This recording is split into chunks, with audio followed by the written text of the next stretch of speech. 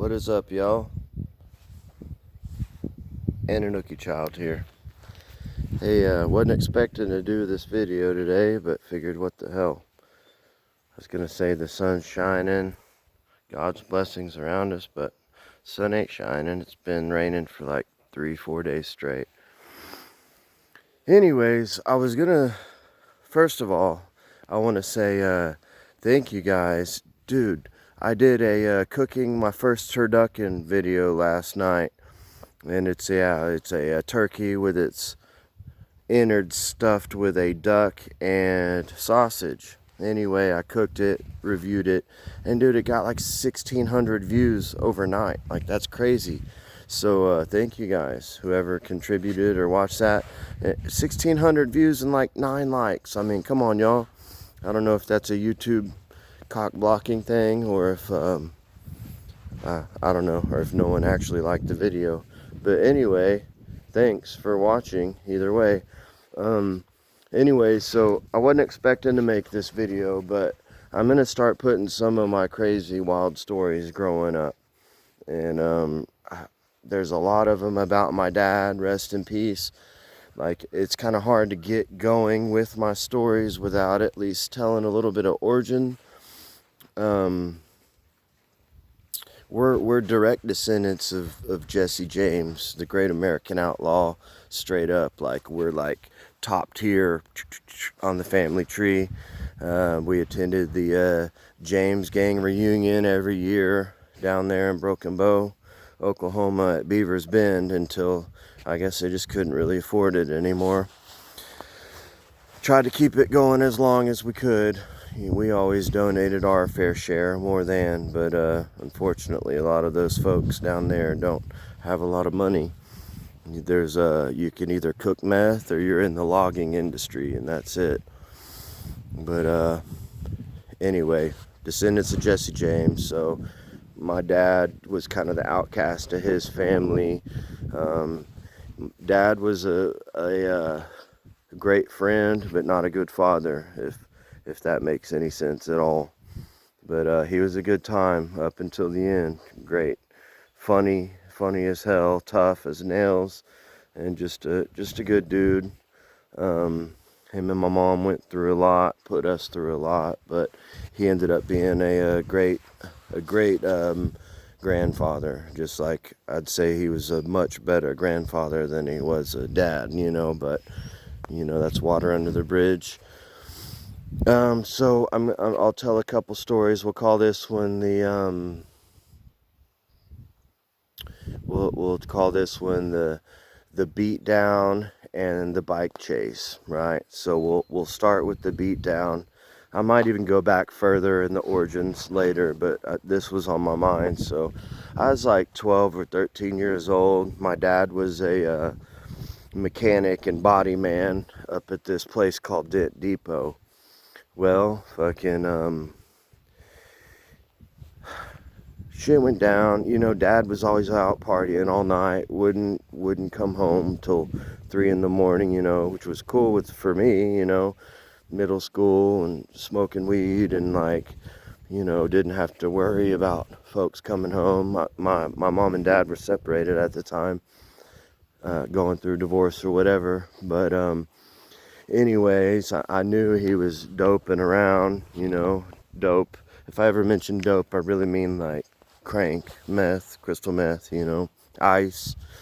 But anyway, he was doing the dope, and he got fired from his job up there at Dent Depot.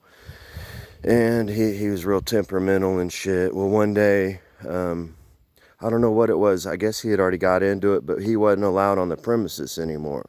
Well, he pulled around back of the Dent Depot there, and he said, "Matt, I want you to go in there and get Todd." And Todd was like his friend. They were buddies and his side man or whatever. They worked on cars together and shit. I was just thinking, okay, why don't you go in there and get him? But whatever. He's like, "Hey, just go in there and get Todd." And I could tell my dad was mad or something was off, but like, I didn't really think too much of it. But like, I could tell the adrenaline was running through him. I just didn't really know why. And so I go in there, and my dad's boss is in there, and I'm like, hey, is Todd around? He said, yeah. I said, hey, my dad was out back, just wanted to talk to him real quick. And the guy's like, okay. He's like, hey, Todd, you know. He's like, hey. And he said, hey, it's Dave's boy. He said, Dave wanted to holler at you out back real quick. So fucking Todd follows me around the back of the shop, you know. And there my dad was waiting, wearing his fucking black vest and fucking cowboy boots and shit. And my dad just throws down his stove, stomps it out, and just like charges him, you know. And the guy just puts up, Dave, wait, Dave. Bow, dude, my dad just gets on him. And my dad's never like actually beat me up, you know. I was beat, but not beat up, if that makes any sense. But I'd never seen my dad just straight up beat somebody. Man, he just beat this dude bad. And I knew this guy. Like, he was kind of a cool dude, you know. And the whole time he was just like, Dave, no, Dave, stop. I got your money, Dave. No, Dave. Boy, he was just getting stomped out.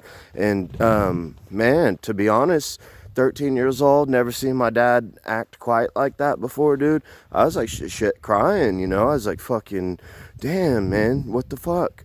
I felt bad for the guy because I had never seen a grown man cry, you know. And the dude's like crying, Dave, stop, you know. It was pretty dramatic. So anyway, he gets his ass whooped. Dave, I got your money, David. And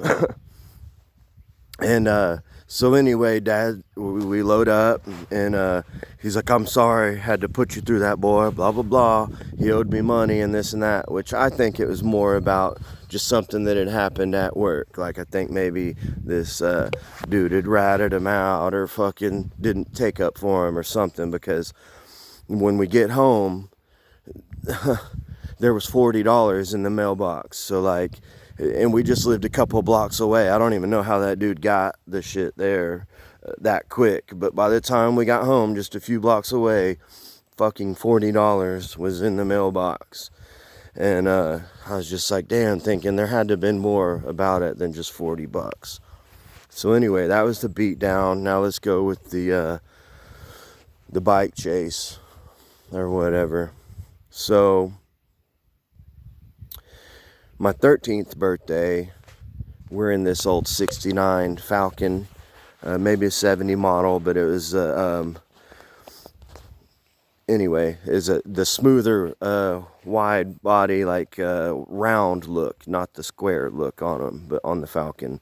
But anyway, it was a hot rod, like bright green and black. So that birthday we get pulled over, and my dad makes me fucking, he gets his little 380, he's like, put this in your pants, son. So it makes me stick his gun in my pants. He gets pulled out, has to do the whole field sobriety thing and shit. And the cop sees my birthday cake in the back seat. And my dad's like, yeah, boy, we're just celebrating my boy's birthday, blah, blah, blah. And so the cop ends up letting us go. Now I'm gonna have to go fast and run out of time. So my next birthday, we're on this Harley Davidson bike. We're getting pulled over, and my dad just juices it. He keeps going on that Harley. I'm on the back, and I turn around and I look. I'm like, Dad, we're getting stopped. He's like, boy, just hold on. I turn around. I'm like, Dad, now there's like 4 cops behind us. He's like, just hold on. He's getting it. I'm like, Dad, there's like 6 cops behind us. He's like, just hold on. He comes sliding up into the yard on that Harley, and he turns it off, and he Terminator style, like throws me the keys. I catch him. He goes, go inside and lock the door. Don't open it for nobody. It's like, okie dokie. So I ran inside and did what he said, and I peeked through the blinds, watching as they carted my dad off. No chance for field sobriety then, but he was definitely wasted. He had much more to worry about then. So then I was living in that house by myself, and 14, having to get myself to and from school and feed myself and shit. And yeah, I didn't see him for a while after that, a long while. And so I get called to my mom's house. I get over there to my mom's, and there's the fucking 3-letter agencies there. And OSBI, FBI, whoever they were, all of them, and they have like this book of photos, and they start going through all these fucking photos, showing me, have you seen this motorcycle? Have you ever seen this car? Have you worked on this car with your dad? Just like, dude, books of them. And pretty much the answer was like, nah, no, never seen that one. Nope, never seen that one. Oh, something similar to that. No, it was more beat up, wrong color. No, never seen that one. Okay.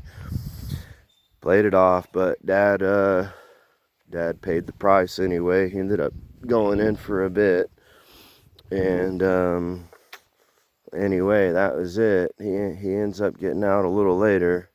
We'll continue the stories from there, but it gets a lot crazier as the addiction starts to get crazier. Anyway, hope y'all enjoyed this little story. We'll get into my stuff too. Ananookie Child, signing out.